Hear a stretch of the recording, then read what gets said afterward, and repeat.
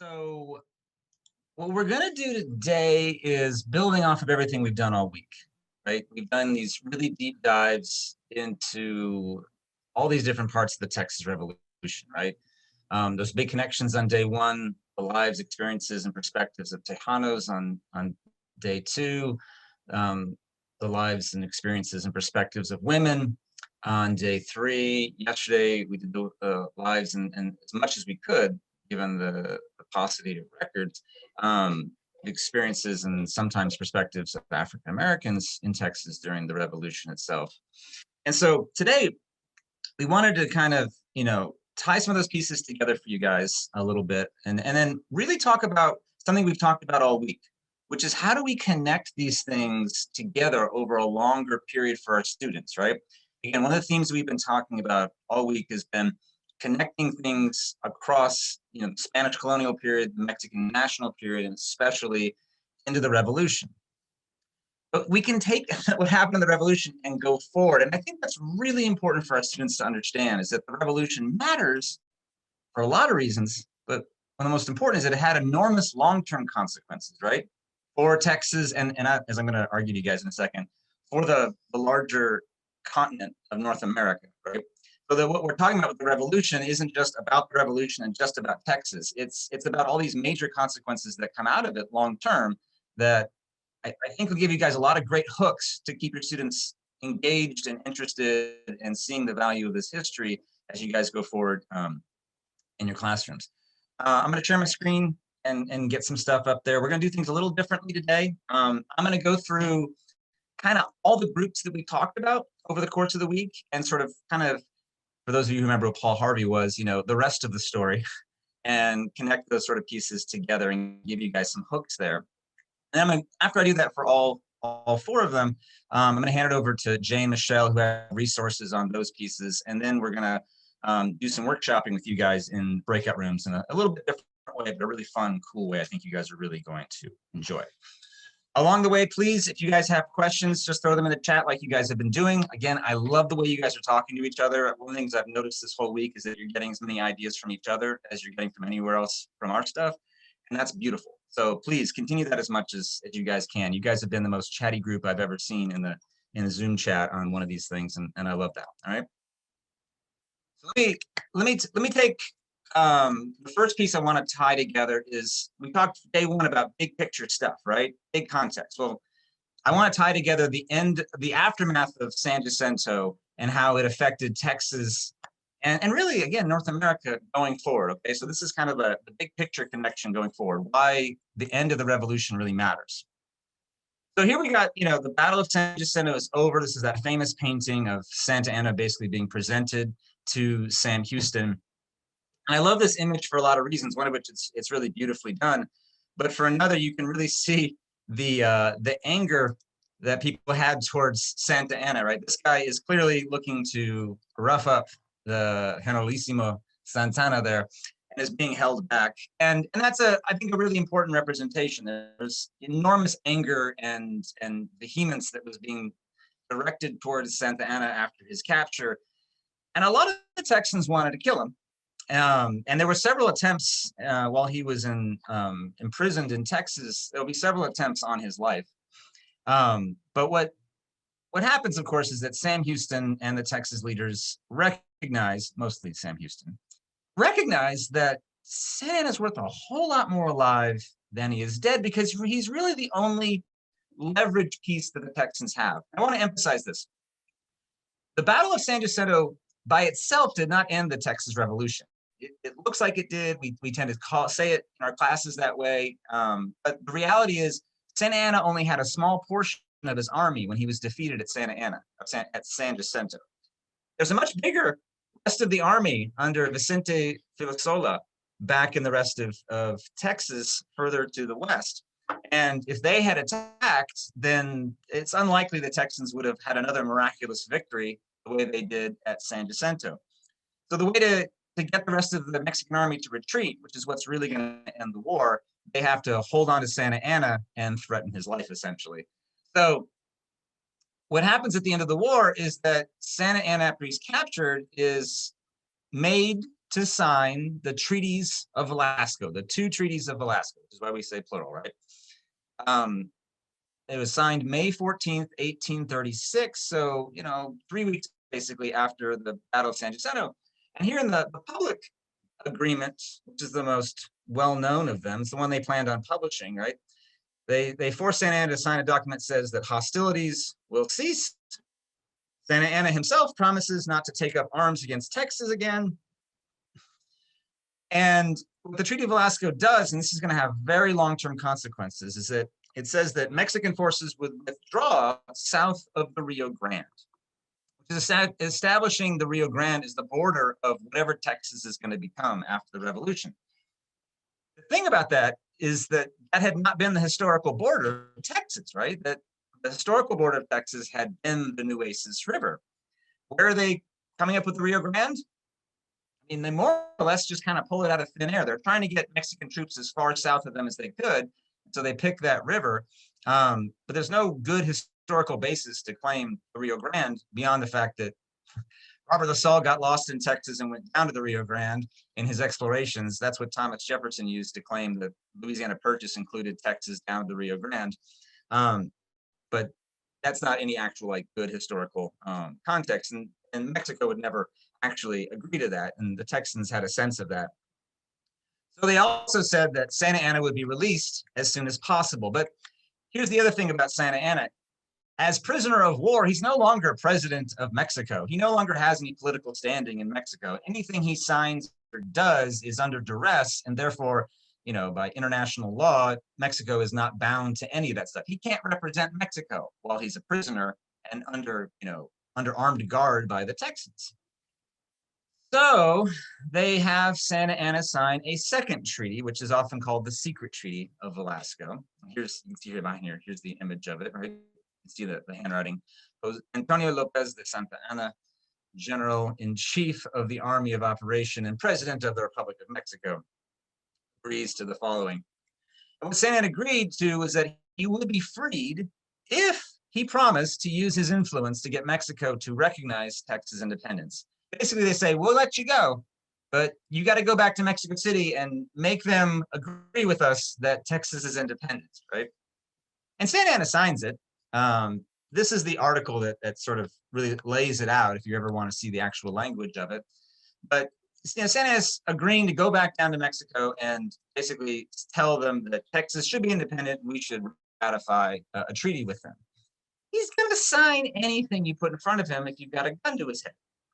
This has no long-term validity necessarily, but it matters because the Treaties of Velasco set up this framework to end the Texas Revolution, make Texas independent, and it sets up, the most important thing is that it sets up the southern border of Texas as the Rio Grande, right? So here's this new, whatever this is going to be, Republic of Texas. The historical boundary had been the Nueces River, but the new boundary is claimed to be the Rio Grande. Mexico never recognizes Texas independence, right? Santa Anna, he gets sent back to Mexico, and it's really interesting. This is a map of his route to Washington, D.C. The Texans really can't decide what to do with him. They keep him in Texas for a while. There's a few attempts on his life, and eventually they send him through Louisiana. You can see he goes all the way to Baton Rouge and then up the Mississippi River, over on the Ohio River. He makes his way, Santa Anna does, all the way over to Washington, D.C., where he meets with President Andrew Jackson. And then Santa Anna is sent on a boat from Norfolk, Virginia, the USS Pioneer. It sends him down to Veracruz, and he goes back to Mexico. Right?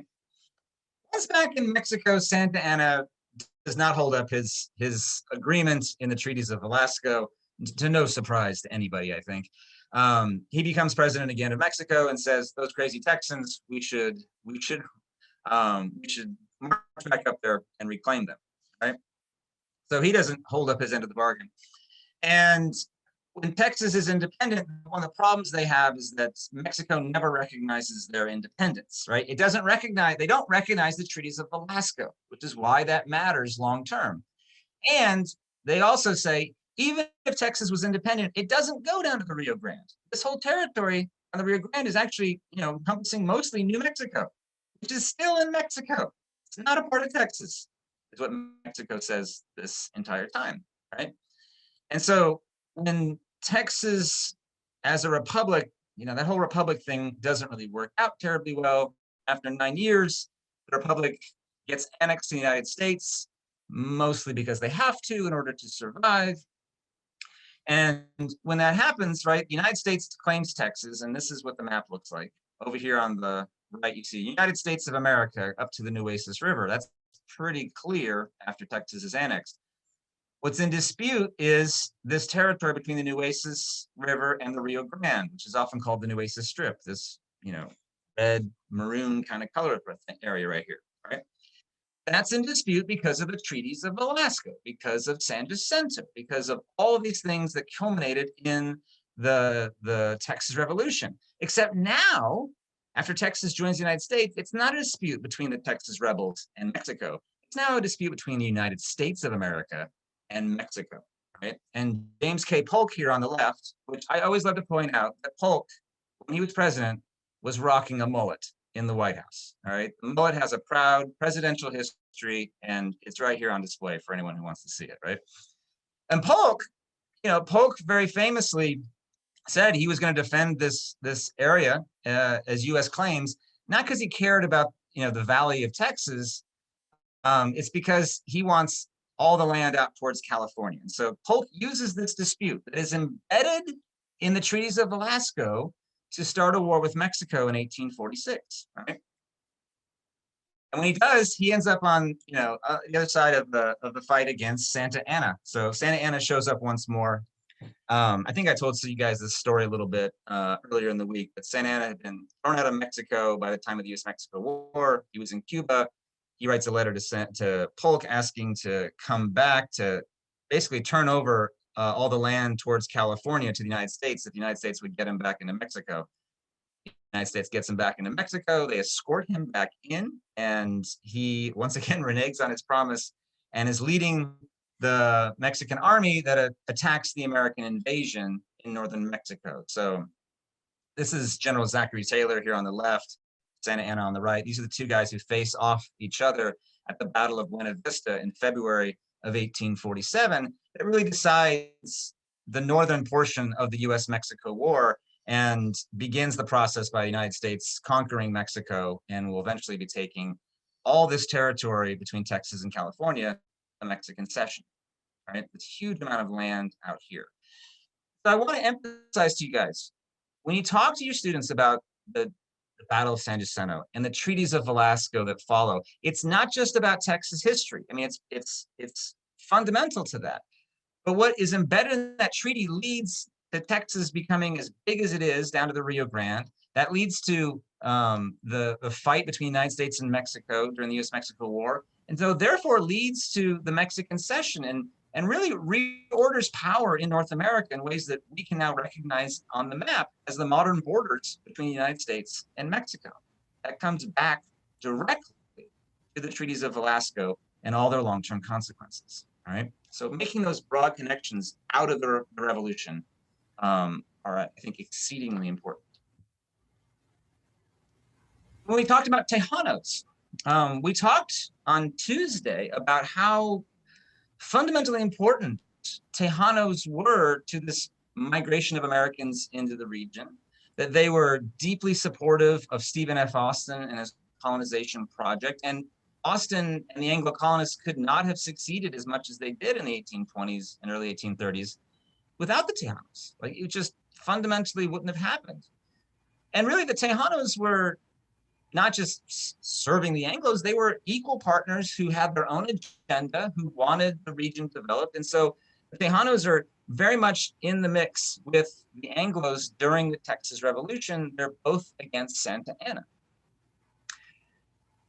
But when the Texas Revolution takes its turn toward independence, it starts taking a turn away from the Tejanos having an influence and a position of power in the Republic. And so I want to show you guys again this slide that we ended the Tejano discussion on Tuesday with, where at its moment of independence, you can see Texas had about 30,000 Anglo-Americans.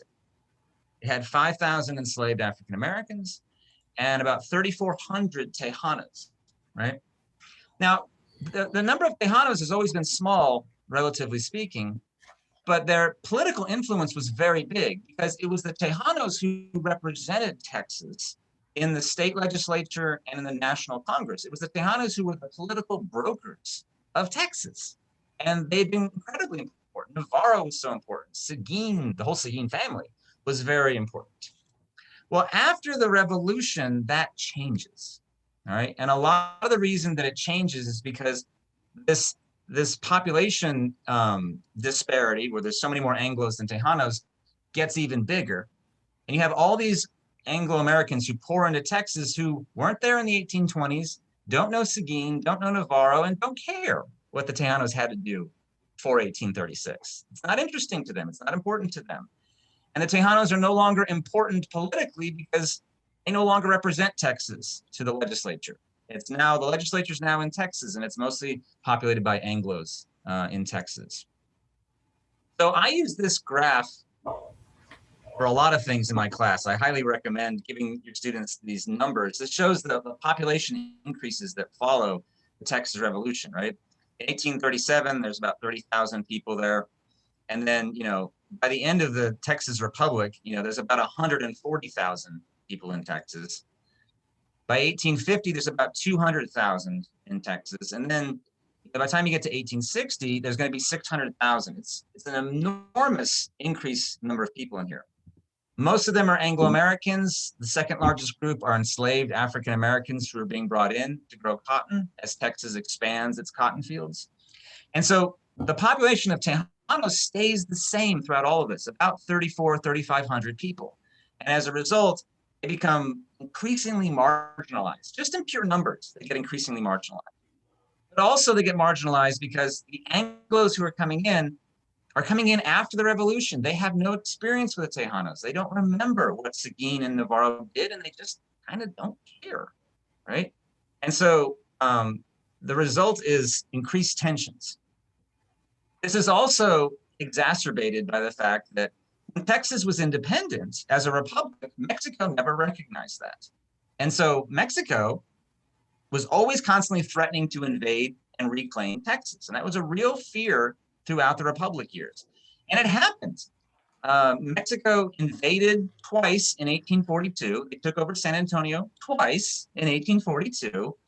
And so there's a real deep fear that Mexico could invade and take things over. And for all these Anglo-Americans who've just come over, they're not making many distinctions between Mexicans who are invading Texas and the Mexicans who are native to Texas and live in places like San Antonio. And so San Antonio itself becomes a place of a lot of tensions. And, you know, it's really interesting. One of the ways you can see this at the time is that before the Texas Revolution, San Antonio was not called San Antonio. It was called Béjar. That was what it was known for, as for most people, was San Antonio de Béjar. And everybody just called it Béjar. And we know this because that's what people wrote in their letters. Like Stephen F. Austin would not send a letter to San Antonio. He would send a letter to Béjar. And so that really, I think, gives a sense of like just how influential the Hispanic, Latino, Latinx influence was in Texas, that for San Antonio, that it was known as Béjar. But after the Texas Revolution, it becomes known as San Antonio because there's so many Anglos who have moved in, they're not calling it Béjar, they're calling it San Antonio. And so the letters start changing after the Texas Revolution. Everybody starts referring to it as San Antonio. I think that gives a real sense of this power shift that's happening throughout Texas and has an enormous effect on the Tejanos throughout Texas, particularly those who live in San Antonio.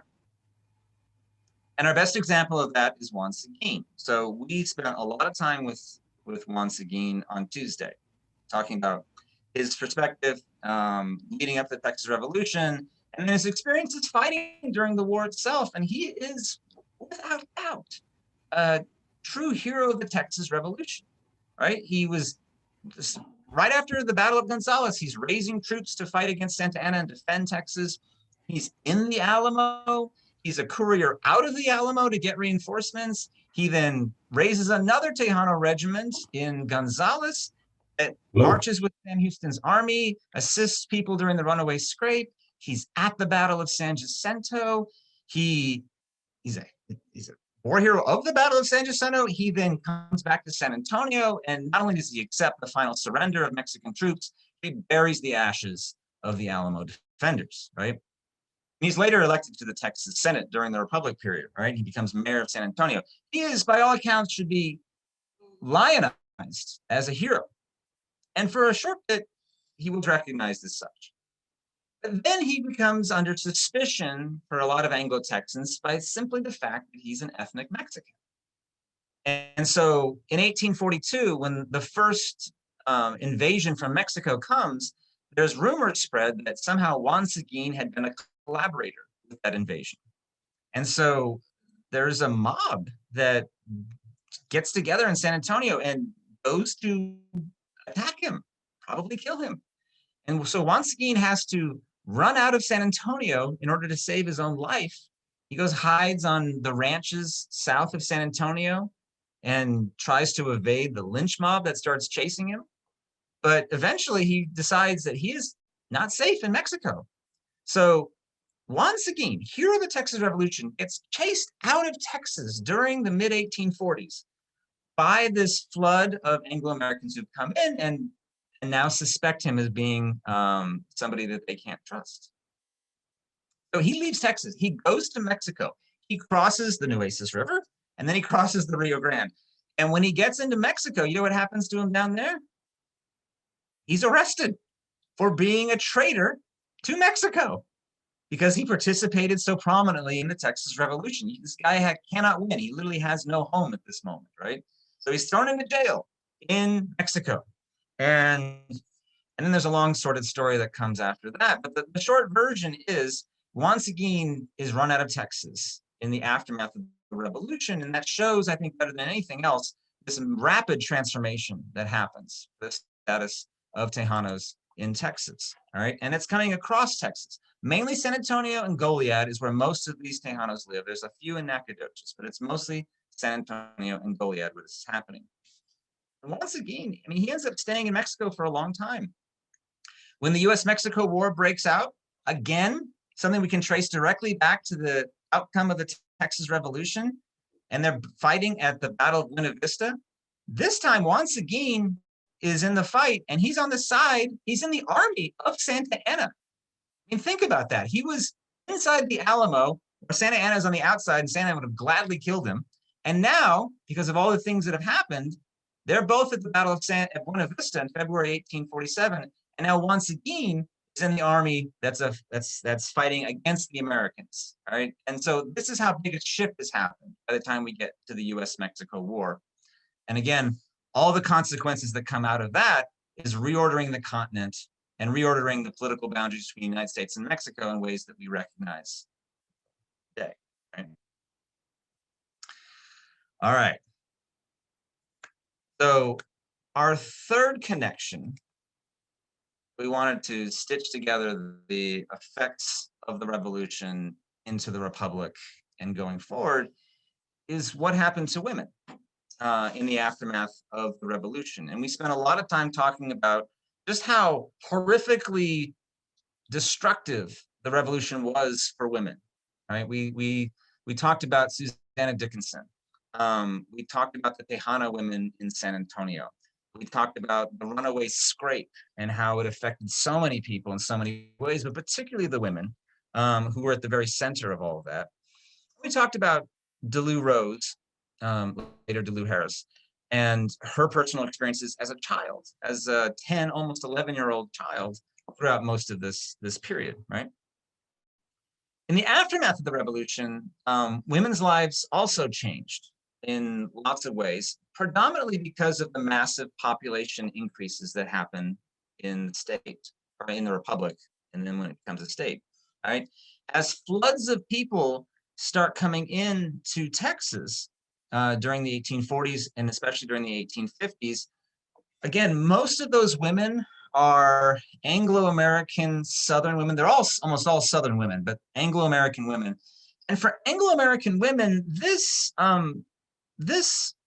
stabilized life a little more in the Republic. As more people flood in, you're not as much on an exposed frontier, right? You have more social networks that you can tap into for support, and sometimes help whenever you need it.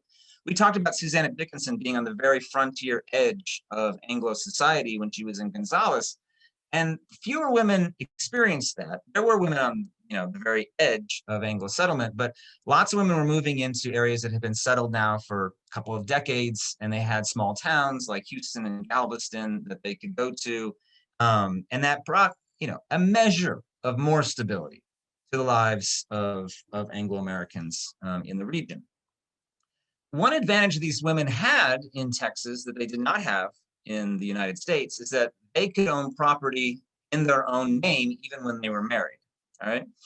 One of the things that Texas preserved as a republic and then later on in statehood is the Spanish tradition of women having the right to own property in their own name. It's something that made Texas very unique, especially in the southern, in its relationship to the southern United States. So women who came to Texas, if they got land and their husband died, and they remarried, they could still retain that land in their own name. That was not true in the southern United States. If a woman got married there, basically she gave up all her property to her husband, but women could maintain property in Texas after the Texas Revolution. And that gave some women, not all, but that gave some women a measure of stability and leverage in society that they wouldn't have in other places, right? The other group that grew in massive numbers were enslaved African-American women who were being brought into Texas in ever increasing numbers. At the end of the Texas Revolution, there's about 5,000 enslaved people in Texas, which means, probably 2,000 to 2,500 women. By the end of the Republic of Texas, there's about 25,000 enslaved people. So we'll say, about half of them being women. That means there's about 10,000 more enslaved women who are being brought into Texas during the Republic years itself. And then it goes up tremendously from there. By 1860, there's 183,000 enslaved people within what is then the state of Texas. For these women, life did not get more stable. It got more stable for Anglo-American women. It got less stable for African-American people in general because of what happens during the Republic and the aftermath. But all the insecurities that came with slavery, all the violence that is threatened and executed on a regular basis within slavery, the fact that they can take and sell your children from you, which to me is the most baseline way I think of slavery, that they commodify you as a human to the point that they can take your children from you and sell them from you. All those things are true, and in fact are even more true than they've ever been in Texas after the Revolution, because slavery expands quite dramatically, as we'll talk about in a moment. And for Tejano women, life also becomes a little less stable and a little bit more precarious because of what we talked about with Tejanos. The Tejano population does not increase. It stays fairly stable at about 3,500 after the Texas Revolution. Most of the modern Mexican-American population in the state can trace its origins to the Mexican Revolution of the early 20th century. That's where we have big migration from Mexico into Texas. The older Tejano populations from this period remain small and important, but small long term. And so women from this period have the same threats to them that Juan Seguin has. And so as they become more politically marginalized, they have fewer avenues to protect themselves within the Republic and then later within the state of Texas itself. Right? But all women were vulnerable during this period, and they don't have the power to control their lives in ways that, that today we would say that they, ideally would and should be able to have done. And I think, again, one of the best examples is to tell the rest of the story of Susannah Dickinson, right? Who, at the time, at the aftermath of the Battle of the Alamo, she's seen as an important person and an important figure because she's a survivor and she's emblematic of the sacrifice that happens at the Alamo. And, she with her daughter Angelina is this great symbol of the struggle for independence and freedom and all of that. But the reality is, and we talked a lot about this on Wednesday when we talked about Susannah and Angelina, is that they had nothing after the war. Her home had been burned by Houston and Gonzales. Her husband had been killed. And so losing her husband was one of the most vulnerable things that could have happened to Susannah, because in the 19th century, as a woman, an Anglo-American woman, I mean, most of your protection and most of your status comes through your husband. And so her by herself is a very vulnerable position. And Susannah recognized that she has no money, she has no support, she has no family, which was all back in Tennessee. And so very early on, she asked for help. She asked the Republic of Texas for help. So after the Battle of San Jacinto and Treaties of Velasco, the Texas government forms in September and October of 1836. And it's in October of 1836 that Susannah here petitions the Texas government for $500 to support herself because she lost everything. And the Republic of Texas said, no, we're not giving you anything. Sorry, we're just not going to help you out. This is going to be, it's going to be on you. So what's Susannah to do, right? Well, she sought a marriage that might give her some stability. And so she starts living with a man named John Williams. Again, you got to remember, she's got a year and a half-year-old now in Angelina. Like, she's got to support stuff and support herself. So she starts living with a man named John Williams, who she marries in November of 1837. And John Williams turns out to be a horrible person. We know this because Susannah Dickinson then petitioned to get divorced from him 4 months later because he was a horrific abuser. And he beat both Susannah and Angelina, who, again, Angelina is a year and a half old when she's in this household. So he's beating an infant. I think that gives us all a sense of just how horrifically horrible this man is. And Susannah is granted the divorce in early 1838, one of the very first divorces that is granted by the Republic of Texas. And things don't go super well for her for a while after that. She does inherit land from basically the estate of her husband. Since her husband died in the Alamo, she was entitled to land. So she and Angelina get about 2,500 acres. But the problem is land is valuable, but it's not very good for turning it into cash because everybody had lots of land after the Texas Revolution. That's how they paid the soldiers after the war. They gave them land scrip. So it was worth something, but not enough to really support herself with, and she wasn't going to be able to farm it on her own. So Susannah then married several other men. She got married in December 1838 to a man named Francis Herring, who then died just a couple years later in 1843. And then Susannah married a man named Peter Bellows in 1847. That marriage didn't go well either. She left him in 1854. He filed for divorce later, accusing her of all kinds of terrible things, including living in a house of ill repute. And that was a hot mess as well. Eventually, fortunately, she finds somebody who treats her well, named Joseph Hanning, who is an immigrant from Germany who was living in Lockhart, Texas, so south of Austin. They get married in 1857, and he was 20 years younger than her, right? So and apparently it was a very mutually affectionate relationship, very supportive. And so she found some stability for the last couple of decades of her life. She ended up dying in 1883. And later in her life is when she gave a lot of her testimony about the Alamo and the siege that all went on with that. But I think her story, the aftermath of it, really encompasses, once again, the choices that were before women and how limited in many cases those were, even for those who were in the most privileged of positions, such as the Anglo-Americans within Texas. And the final connection piece I want to give you guys is going from revolution to republic is the story of African Americans. All right. And, this is where I think it's important to emphasize that when the Republic of Texas emerges after the Battle of San Jacinto, it's a place that's dedicated to growing cotton, and it's going to make its money on that almost exclusively. And so the Republic of Texas is dedicated also to preserving slavery as the labor system that makes those cotton fields profitable. So they come out and they really declare themselves this unique thing, a slaveholders republic. And I want to pause there and just say that that's something I don't think we've tended to appreciate of what's important about the Republic of Texas. It is everything the Confederacy will later try to create. It's a nation built on cotton and therefore defends slavery to make those cotton fields profitable. That's everything the Confederacy will try to be. The difference is the Confederates don't win their war, but the Republic of Texas does. And so it's our only window really into what might have been for the Confederate experiment. And it gives us a real sense of what Southern Anglo-Americans were thinking during this period as it's leading ultimately to the American Civil War, right? And we know this about the Republic of Texas because, and you guys know this is my mantra, they said it, right? They said it in the Constitution of the Republic of Texas itself, which is mostly a quick copy of the US Constitution. They just cross it out United States, they write Texas, skip some fancy language. But and they, by the way, they wrote this Constitution during the Revolution. All right, so this is something that comes out of the Revolution itself, this Constitution.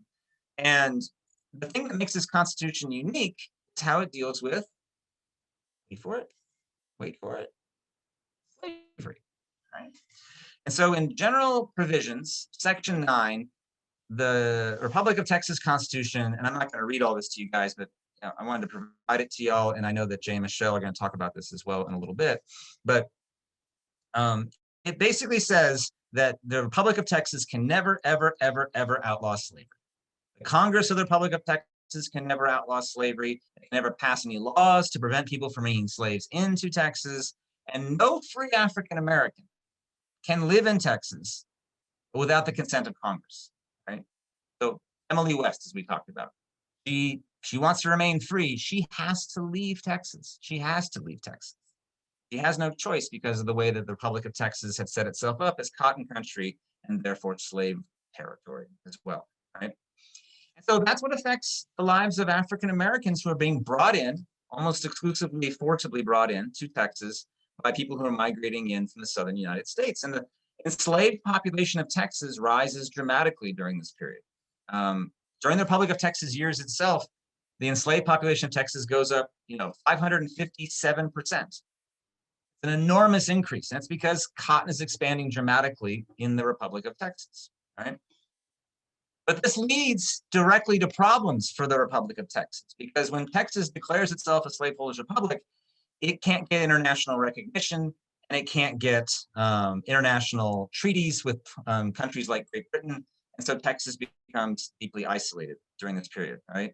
It can't even join the United States. That was actually the first purpose that the Republic of Texas had, was to try to get annexed to the United States, and they get rejected over the slavery issue. So here's a wonderful broadside I use in my own classes of people in Boston saying Texas is terrible because it's slave territory, and we don't want to have anything to do with that.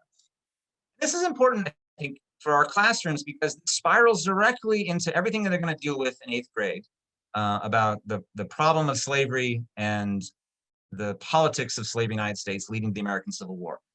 The Republic of Texas marches right into the middle of those debates, and I think gives a really beautiful window into a lot of things that, from a Texas perspective, that they're going to be dealing with our students when they get to 8th grade and are engaging these same sort of questions, right?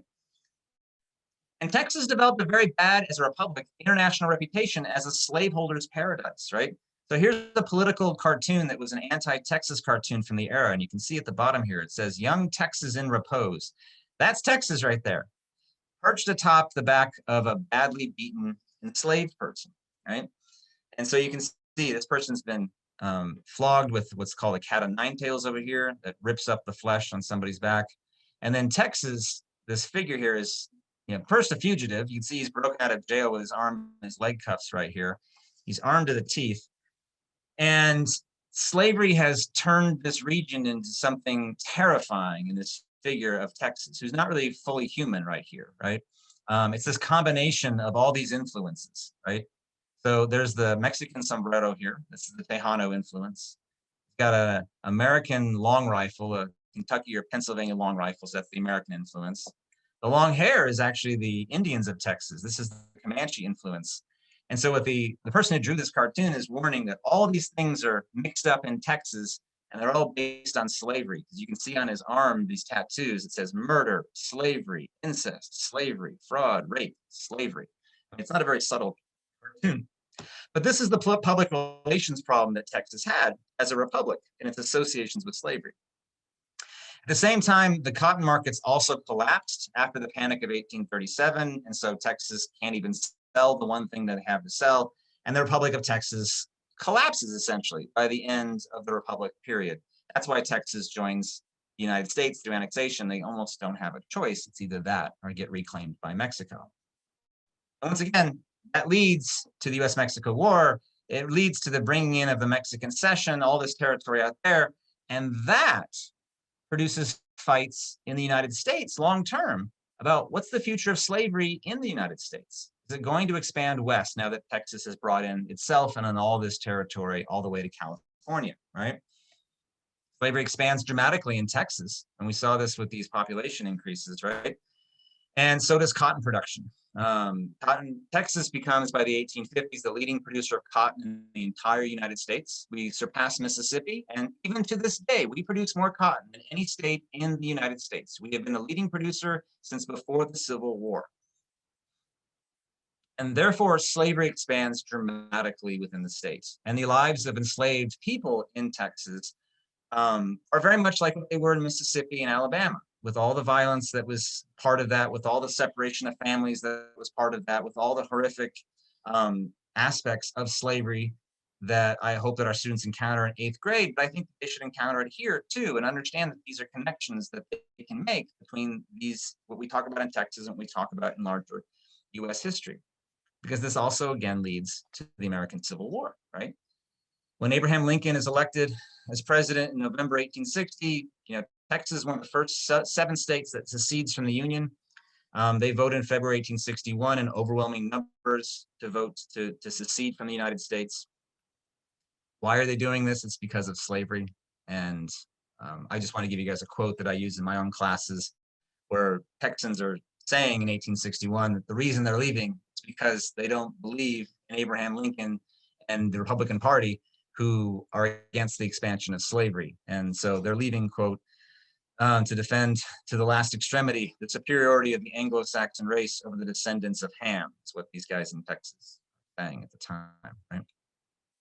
And ultimately that leads, again, to the American Civil War that will end slavery, legalize slavery, and begin a new chapter in the lives of African Americans in the United States and those in Texas, and begin this process of changing how we define citizenship in the United States, because it's the end of slavery that leads ultimately not just to the 13th Amendment, which outlaws slavery in the United States, but to the 14th Amendment, which defines citizenship in this country for the very first time, and leads to, in this case, a Juneteenth celebration, which has now become a national holiday for celebrating the end of slavery and emancipation, which is wonderful and important. But it requires us to think back and understand, where did all this come from in places like Texas, right? And again, I think San Jacinto is the window through which we can see a lot of that, that the ripple effects that come out of the Texas Revolution don't just affect Texas. They affect broadly North America in ways that have profound influences on both the United States and Mexico, and in ways that I think we're still feeling today. So making those bigger, broader connections, I think, give your students a sense of both the importance of this, and it gives them places to connect what happens in Texas to things they're going to encounter in 8th grade US history long term. So with that, I'm going to pause here and then hand it over to Jay and Michelle. We're going to work you guys through a couple documents that can help you bring this stuff into the classroom directly. All right. Thank you, Dr. Torget, for all of those connection pieces. Those are like kind of the gold for our classrooms, right? Those are the things that we're missing, or that I'm missing, at least in some of my own lessons. So we've got a few pieces for you guys today. I shared the document that we're going to start with through the chat, because some of you were having troubles accessing that in Google Classroom. I apologize. I also posted a new link in Google Classroom, so hopefully that'll help you guys access. Just as a reminder, they're set on view, so just make a copy for yourself and you can easily edit all of that stuff. As I'm going to screen share, just wanted to share a little bit of information that, or really like a snippet that Dr. Torget said one time in a lecture. He said, I teach Texas history as it relates to the rest of the United States and the world, not as it's condensed to Texas. And so that statement really changed the way that I personally teach my classes, because it's brilliant, obviously, first of all. And yeah, it makes sense, right? If we're only teaching Texas as it relates to Texas, we're teaching the condensed version, and we've got to think outside of the box. So here is the first document for you. taking a look at the Treaties of Velasco. So as Dr. Torget was talking, there's two treaties, right? There's a public one and there's a private one. And here's the deal. Here's how I kind of set this up in my classroom. I say that exactly. We're going to take a look at both of the treaties that were signed to end the Texas Revolution. There's a public treaty and a private treaty, and I pause. And then I say it again. Did you get that? There's a public treaty and a private treaty. And why do you think that? Because that's the big catch. Why were there two? There's only really one reason why there might have been two treaties, because the private one was kind of a secretive. It had something that the public one did not. Okay, so I've got them in the format really like I had the previous document that we talked about. I'm trying to the Constitution of 1824. They're broken down. So the right side, you will see the original text. Obviously, it's translated. Actually, it was written in English. I take that back. And then the left-hand side, underneath the article, is the simplified version for students. And this is really the important piece because we have trouble simplifying it for ourselves sometimes, so they need the simplified version. The very first document is the public document that they're going to take a look at. And then right underneath that, by the way, there's 9 articles for the public document. There are only 6 for the private document. And here's the private Treaty of Velasco right underneath. They were both signed on the exact same day, which means that it was very, very intentional, right? And then what I've got for you are just 3 questions at the very bottom, because again, this is really meant to be a connection piece to the Republic of Texas. So the first question is really like, take a look. What's the most important article in the public treaty? I want them to look through that. And I want them to explain why. And then this is a comparison, number 2, of the 2 different documents. What's different? And I always want my students to use supporting text evidence, but what's different? And you can even continue this question and say, well, why? Why are the 2 documents different? Why does that matter?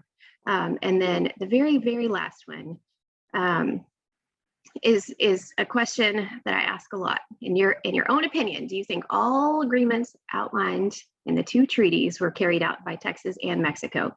Why was it important for both parties to carry out what they agreed to do inside of these documents? And so we have a decent conversation about that in my classroom. Sometimes the students aren't completely able to grasp that, but I guide them in trying to give them a good understanding of why those things are important.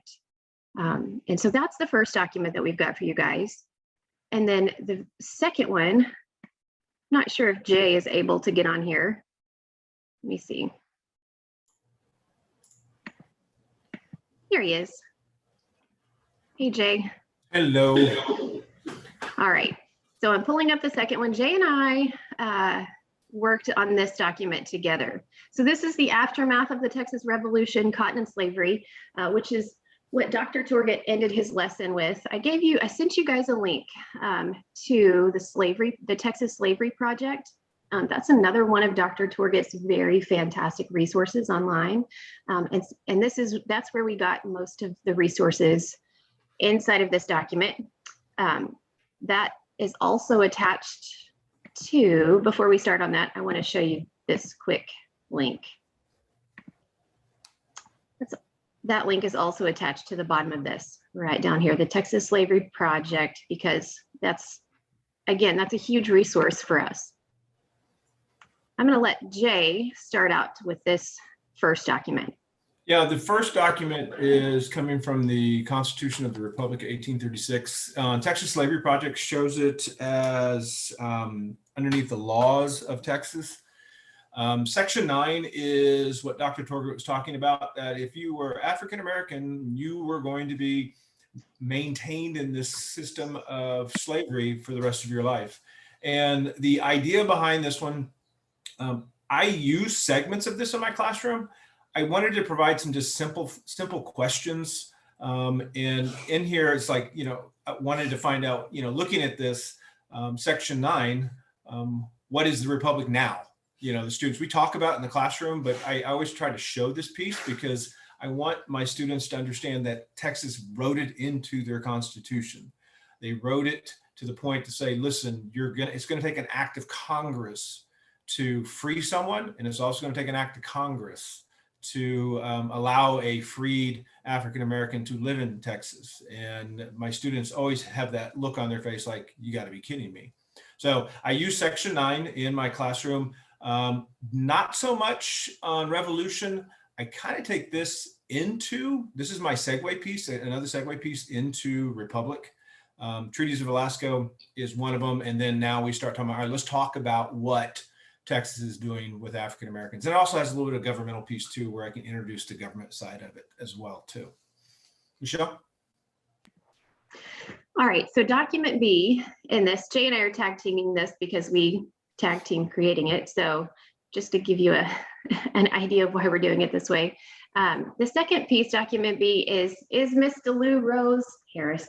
She comes back and makes another appearance because she's just so good for our students. And she's one of those people, like, I don't know why Steven Spielberg hasn't grabbed her up and made a movie about her, because she's got some good detail, but I really wish she would, actually. That would be pretty awesome. Anyways, this excerpt that DeLu adds here is about her father and Uncle Ned, who is a enslaved African American in their community. They make this long trip down to the river, down to the port, actually, and she doesn't specify which one, but we would assume that it may be the Galveston port. She makes this statement that they take a load of cotton down to the port. This is just months after the revolution ends, by the way. I mean, I can imagine that their house still isn't the way that it was before they left for the revolution, and their community is still burnt down. They haven't rebuilt yet. They're still in a state of like survival. But they take this cotton anyways. They take a little over a month journey to get to the port, and they sell it. And what I really love about this clip is that in the very bottom of it, she says they sold their cotton for a good price and bought family supplies. But in addition to that, father did not forget his promise. He got sister and me nice bonnets. And I think that that's a pretty fun little interactive piece, because I don't know about you guys, but my dad traveled a lot with his job, and every time when he would come back from his travels, my two younger sisters and I would, wait eagerly for him to open his suitcase and, show us what he got. So I'm sure some of the students have some kind of connection to that. So the two analysis questions really go straight forward into this document. They ask, why would they take such a long trip to load all of that cotton? Well, the underlying reason is money, right? This community and her dad and other men in the community, they need money. They need to rebuild. And so they see that in cotton, and they get profit from that. So they've just come off of the revolution. They make another long month trip and to get some money. And then question number 2 asks them to really take the stuff from document B and refer down to document E. I'm going to go ahead and show you that. I've got some nice graphs and charts for you in here. They're going to do a simple little math, some math on this, so that there's a little bit of cross content for you there. We don't often get to do cross content for math and history unless we've got charts and graphs and stuff like that. But here's that for you guys, and they can do the math problem and decide how much money they actually made off of that trip. And so I'm going to go ahead and hand it back over to Jay for document C. So before we pop off of document C, I use these in my classroom, and I use these again, like I mentioned, I think it was the other day, document C and document D, I will put them in my PowerPoint presentation and then have them analyze it, and we'll literally have them pause for a second and answer a question like I have posted underneath of it in the middle of class. And then we do a little bit of classroom discussion so the students can interact a little bit more with the basic graph and chart. But document C shows the raw cotton imports by Great Britain. We show the growth piece of it as well. And again, these are great resources to have students interact. Our TEKs do talk about graphs and charts. Document D is a really good conversation starter that's discussing the growth of enslaved people as well as slaveholding population. So we see that growing from late 1830s to 1845. Again, this is also used. This gives me ability to pause in my presentation, pause so we can stop doing the same thing of taking notes, but also discuss it. And then we have document E, as Michelle mentioned. This is an average annual price of cotton. This can help. You can do your math. You can create some activity off of that as well too. But if you look at this entire document, Day 5 Texas Revolution, what we wanted to show you was primarily just the whole graph, the theme behind the continuation of slavery. And it kind of starts with section 9, and then we see some of the aftermath, and the students can hopefully make connections on how big of a deal this is. So let me share my screen and we will talk about Juan Seguin. I love the comments that were popping up in about Seguin. And Seguin, you can take this multiple ways. CJ brought up another good point. There's a story, and the story is in his memoirs. He actually tells a story himself of the role that the Tejanos and Seguin, they see that they're losing, I guess, credibility, losing control of what they've had for a considerable period of time. So this little document here, this primary source document, what I wanted to try to do, I thought about taking the Wall expedition where he actually leaves Mexico, comes back and attacks Texas and whatnot. There's also some family issues between the Navarros and the Seguins. I thought about presenting that. And I thought the best way to really present this perspective is history touts him as a war hero for the Texas Revolution. But yet what I wanted to do is kind of show what he was experiencing after the Texas Revolution, after he returned to San Antonio. And that very first quote comes from his memoirs. The jealousy against me by several officers of the companies recently arrived in San Antonio from the United States soon spread amongst the American straggler adventurers who were already beginning to work dark intrigues or sinister plans against the native families, the Tejanos living in San Antonio, whose only crime was to own large tracts of land and desire for property for themselves. And these little 4 quotes just kind of show what this guy was going through. The third one, hardly a day goes by without receiving notice that a party was preparing to attack me. We were constantly keeping arms with us for added protection. In those days, I could not go to San Antonio without peril or risk of losing my life. And it just really kind of, the way I've always taught this up until the past couple of years is, everybody wants Seguin's hero, everything goes on, and then we move on to Republic of Texas. We stopped, our history seems to have shut the door on what really happened. We talk about it a little bit in American history with the Mexican-American War, on the Treaty of Hidalgo, but it's still one of those issues that there's a missing voice. And that's kind of what Michelle and I on this project want to do, is bring these voices to you. So again, the questions are simple. Do you think, does history treat Sam Houston as a war hero? Yes or no, explain. All right, do you think Seguin is a war hero? And then we get into explaining in your own words what changed for Juan Seguin. And what does he mean? I pleaded in favor for the loyal patriotism with which I've always served Texas. I mean, you could change that. You could pull some stuff out of here as well too. And even from Dr. Torget's book, we have a clear understanding that the Tejano leadership and Tejanos in general found themselves, they were forced out. Racism started to come into play. And it's a different twist on what's happening if you are a Tejano after the Texas Revolution. And Dr. Torget did a really good job of explaining that piece of it as well too. The one thing I also wanted to show you is in the lesson plan, there is sorry, my computer is lagging. There is an extension. Dr. Torget was part of a digital project that was out of University of Richmond. And during one of my master's courses, I took a course with Ed Ayers, and he was able to allow me to create a growth of cotton, expansion of slavery on this digital expansion piece of it.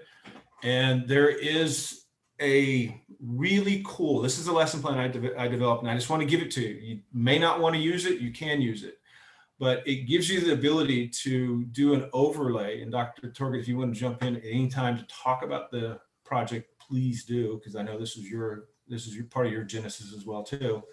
But the idea behind this resource is I have these students locate and name the regions for Texas, Louisiana, Mississippi, and Alabama. So we jump over here because if we go back to Texas history, everything stops at the Sabine River. We don't go any further. And I don't think our students fully understand that the Gulf Coastal Plains extends well beyond Texas. It goes all the way up. So we've got, and the idea behind this is to have a conversation about the growth of cotton. We also talk about growing seasons, and then we see population growth as well too. You can take this a million different ways to Sunday, but I just wanted to kind of give you an idea of what you can do with activities. There is a wealth of different areas, and this goes not only just Texas history, this is US history as well too. So if you've got that desire to bring in Texas with US, you can definitely do that as well too. But again, this is just an opportunity to look at something a little bit different. It's an extension piece. The plan's already simplified questions. Your students can jump on this. Some of these are animated, and let me play the animation for you. 1790, 1800. So kind of gives you the growth of 1810,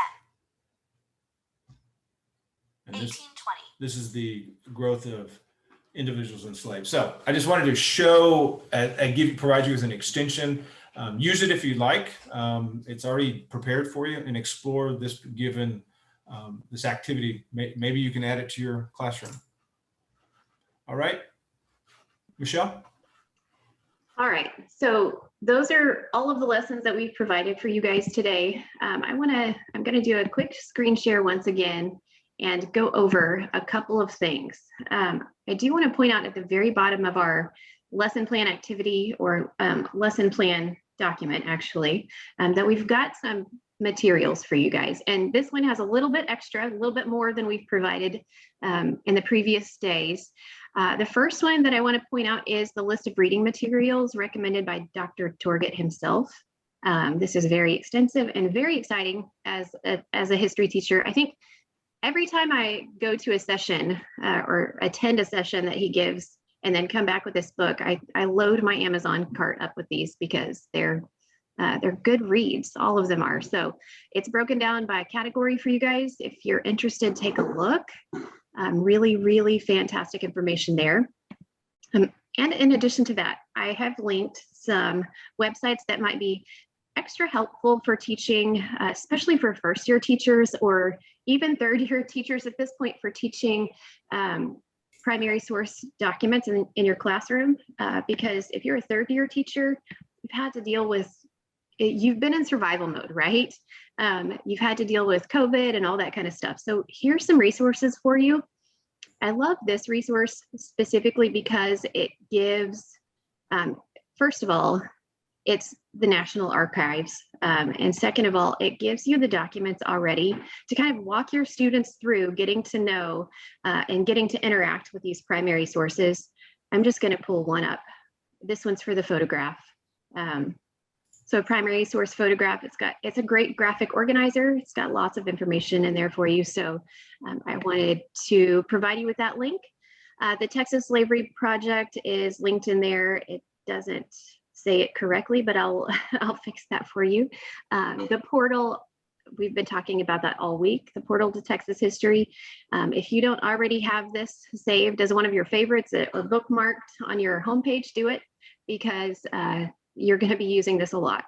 And then I went ahead and linked that inflation calculator in there that I shared with you guys in the chat yesterday, just in case you missed it.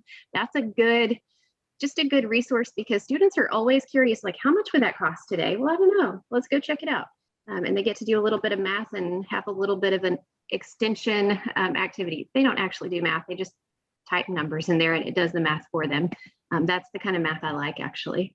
And there's another resource right here, Stanford History Education Group. I wanted to pull that up. This is one that Dr. Torget sent Jay and I yesterday.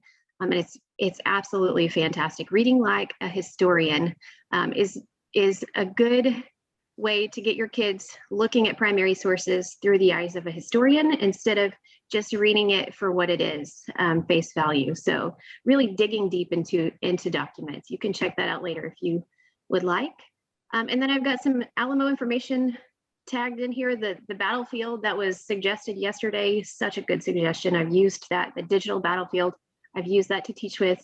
They've got a great timeline for the Texas history, for the Texas Revolution, including some small videos that you can show for each day of the siege.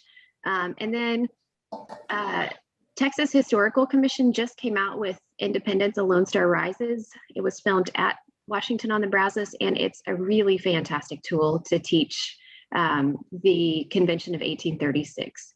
So I wanted to show you guys a couple of those things. Right now, we're getting ready to head into